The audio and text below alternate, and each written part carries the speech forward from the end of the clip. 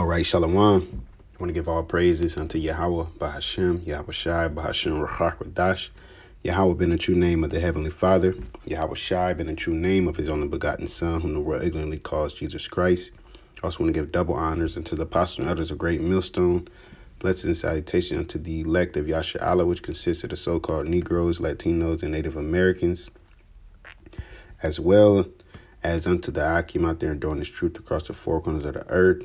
Looking forward to the downfall and destruction of Babylon, known as America today, and the men and women that follow, and those who might look like the other nations but are of the nation of Israel on your father's side by blood.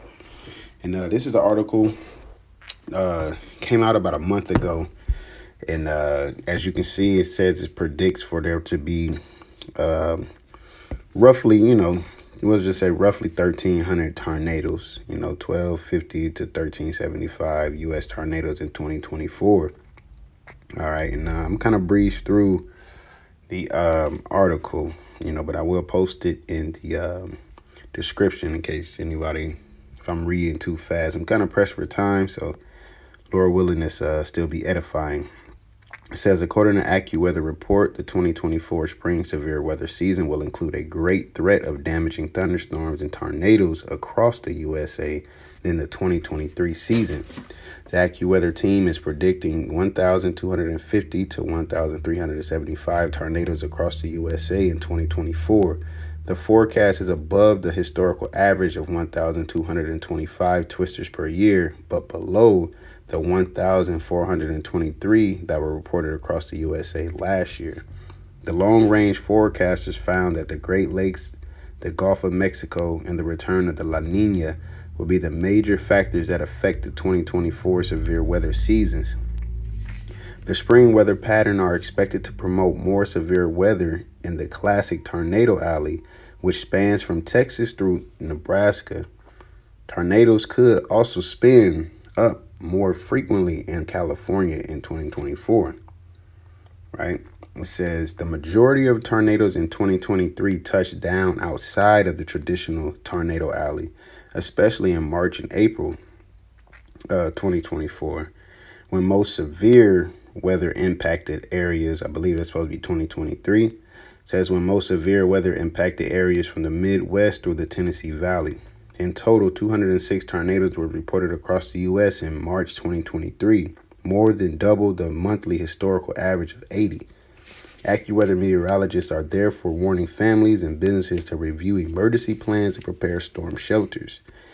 All right. So as you can see, they have a map here, and it kind of, shows the different months as far as the different colors where, as far as the tornadoes, it'll be, higher risk or low risk. Like we had a few tornadoes. There was a guy that told me at work, he said, man, it was reported that 55 tornadoes touched down, and one of them, which I'll put in the, you'll probably see it right now. It, it was just big. Like I seen it. I'm like, man, normally you see tornadoes and then, they just kind of like slim in a sense, but this mud looked like it was on steroids, and it's just the power of YAHAWASHI, YAHAWASHI, because the same guy that said, he spoke about if 55 tornadoes touching down, he also said, man, it's like some end of the world type stuff, some apocalyptic type, and that's exactly what it is, man. We are at the end of this place. The Heavenly Father, remember, he said those same plagues that hit Egypt was going to hit this place. All right. And I'll get that, just so it's not, I believe it's second Ezra's, is it 9 or 15? I think it's 9.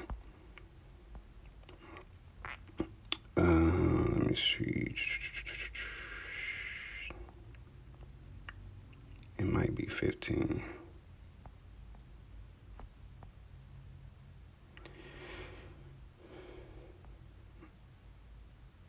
Let's try 15.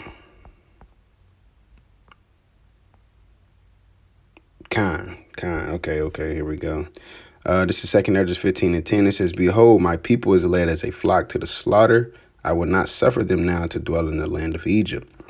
But I will bring them with a mighty hand and a stretched out arm and smite Egypt with plagues as before. So it's not talking about the old Egypt, and will destroy all the land thereof. Right? So the plagues that hit the Egypt before is going to hit this place as well in different forms and fashion. All right. And more, because this is the end. And as the scriptures speak about, it's going to be a time like never before. So with storms being stronger or more storms on average than usual, and rightfully so, man. All right, rightfully so. I do want to read this part real quick. It says Paul Pestelak, lead long-range U.S. forecaster at AccuWeather, said the 2024 severe weather season could get off to a slow start, but it could prove to be much different than last year. The threat for tornadoes and damaging storms will escalate after reaching the midpoint of the season. Any strong system can produce a couple of tornadoes, mainly EFO intensity, but an EF1 or EF2 cannot be ruled out, which is basically the strength of the storm and the damages that it caused, right? I might as well finish it. It says the second half of spring is jumping out to us, said Pestelot. The severe weather threat can be more frequent in the Midwest, Tennessee, and Ohio valleys in later March into May, while the northern plains and northeast can have an increase in May. So May is a good month to be looking at.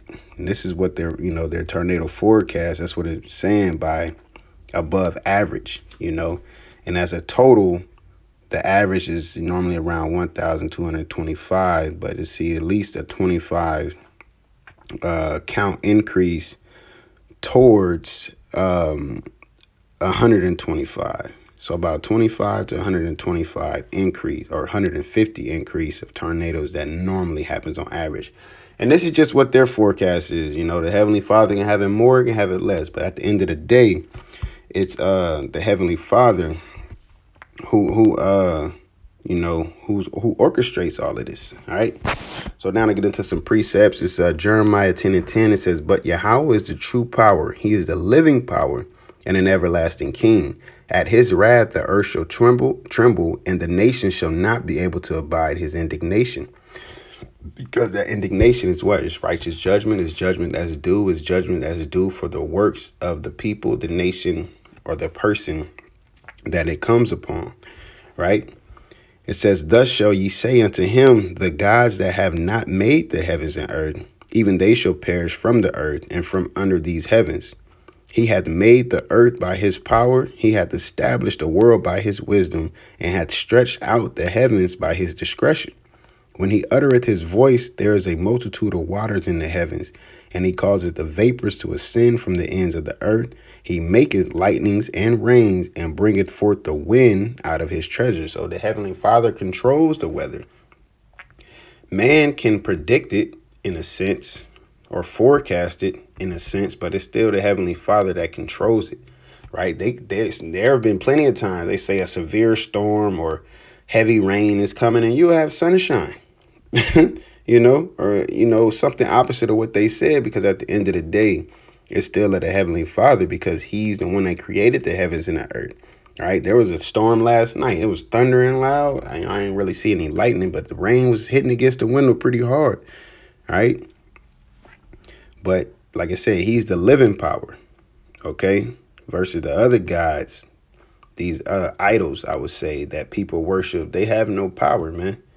All right. They have no power at all. It's the power, the only power, right, is Yahawah, BAHASHAM, YAHAWASHI, the Heavenly Father, in the name of his Son, because his son does his bidding. He the one that orchestrates everything. Okay.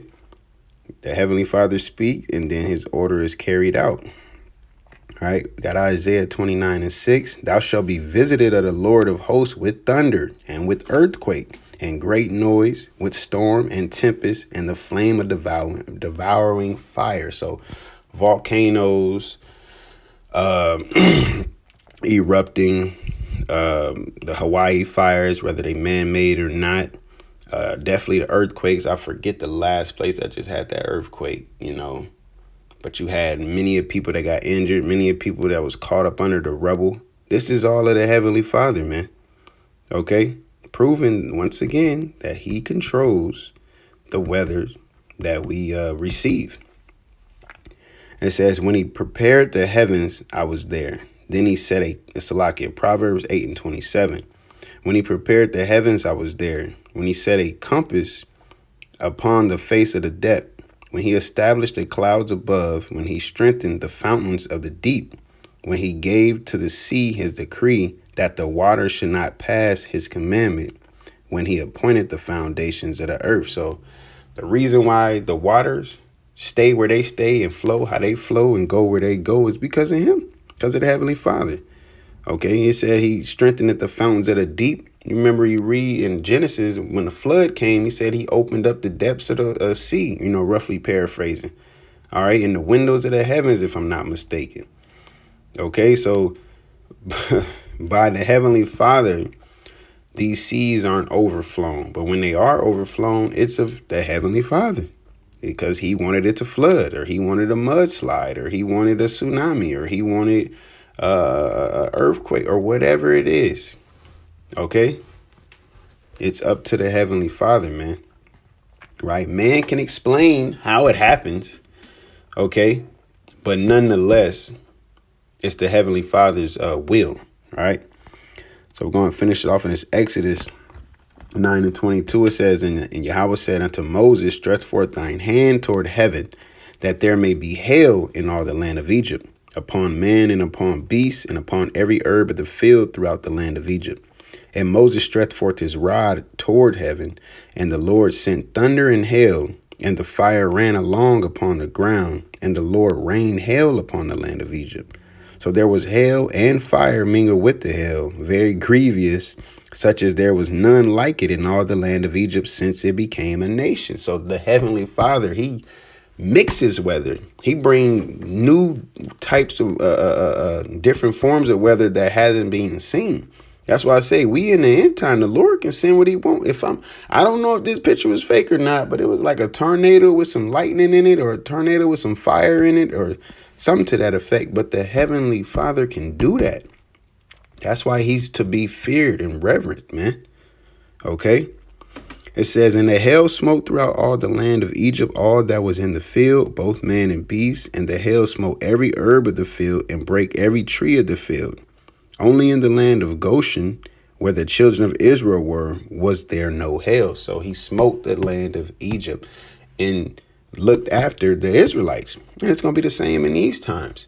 As far as the one who the Lord is looking after, the elect, we're going to be in the midst of these storms and different things, but we're going to be protected through YAHAWASHI. When that tornado touched down, I'll tell you here one thing, in Omaha, a lot of the storms and floods and a lot of damage that happen goes out west where the Edomites are. It goes out west where the Edomites are. But hey, through the Spirit, Apostle Tahar deemed this the year of Jacob's trouble.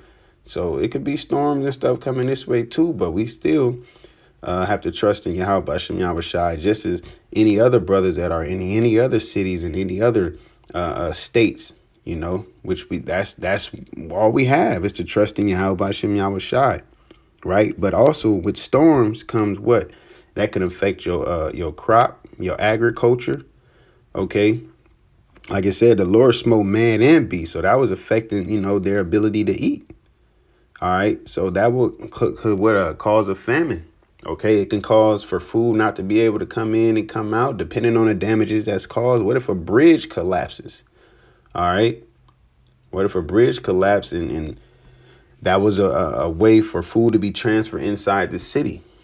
All right, so the Heavenly Father is doing and about to do some more things, man. All right, because hey, judgment has to come sooner or later. Okay, our best bet is just to hope and pray that we're on the good side of YAHAWASHI and continue to have faith in him, because without that faith, there's no way to please him. Pursuing the Hebrews 11th chapter, I believe. All right, so with that, like I said, I will post this up in